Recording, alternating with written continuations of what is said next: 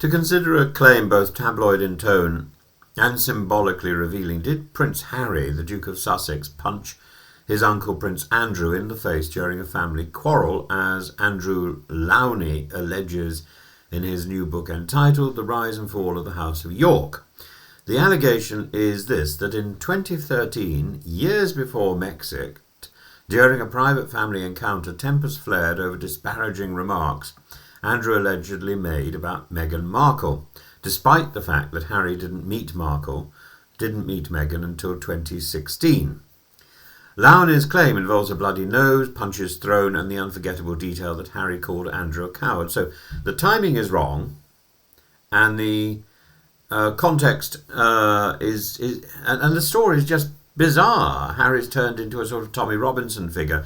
I don't think it's reasonable, but Prince Harry's denial is unequivocal. A spokesperson told Hello and People magazine, quote, Prince Harry and Prince Andrew have never had a physical fight, nor did Prince Andrew ever make the comments he's alleged to have made about the Duchess of Sussex to Prince Harry.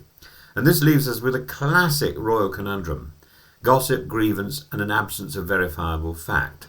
Yet the incident matters not just for its truth or falsehood, but for what it symbolises. Lowney's book draws on unnamed sources and historical family dysfunction, and his broader portrait of Prince Andrew, already discredited in the public eye after his disastrous 2019 Newsnight interview with and the Virginia Giuffre settlement, presents a man whose behaviour in private was allegedly both entitled and grotesque. Lowney also cites testimony about Andrew's vulgar language and conduct with women. One might say Andrew has become a convenient villain in the public imagination, a perfect title for scandalous narratives. If Harry did hit Andrew, I'm sure the world, the country, would raise a resounding cheer.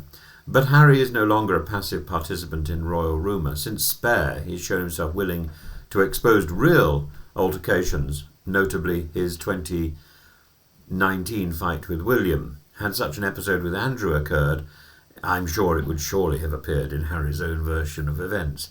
Its omission and his swift legalistic denial give us good reason to doubt the Lowney book's claim.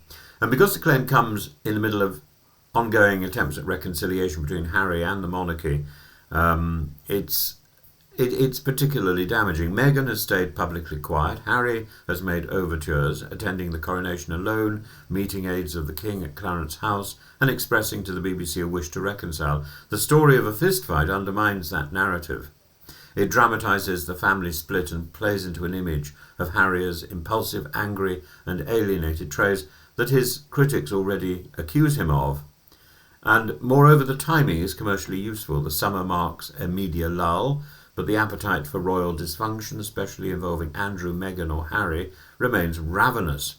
Lowney's serialisation in the Daily Mail ensures maximum exposure to a readership historically hostile to the Sussexes. In that sense, the story is less about truth than about traction. The myth of monarchy relies on decorum, duty, and the subtle theatre of unity. A story in which one prince bloodies the nose of another, particularly that other, is a parody of royal dignity. It suggests a family not simply divided, but physically combative. And if Andrew, disgraced and still entitled, provoked it, and Harry, the exiled truth-teller, delivered it, the episode becomes a parable about generational conflict, modernity versus tradition, or honour versus hypocrisy. But it may also be a distraction, much as gossip around Andrew's sordid past tends to resurface when other royal matters are under strain. For example, the king's ongoing silence on his brother's return to public life. So too does scandal offer convenient cover for more serious debates.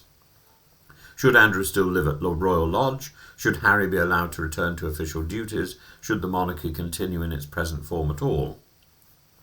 The alleged fight between Prince Harry and Prince Andrew is almost certainly fictional, but its resonance lies in what it reveals about the royal family's public fragility, and the fact that the public even considers such a tale plausible shows how diminished the mystique of royalty has become. What endures is the sense of a family too public to heal in private, too divided to manage its image. A royal family once trained in discretion now fights not just each other but the media machine that feeds on its every flaw and is surrounded by staff and advisors who seem to thrive on this sort of drama and do very little to silence it or to offer good advice. I despair. I despair at the courtiers that surround the present royal family.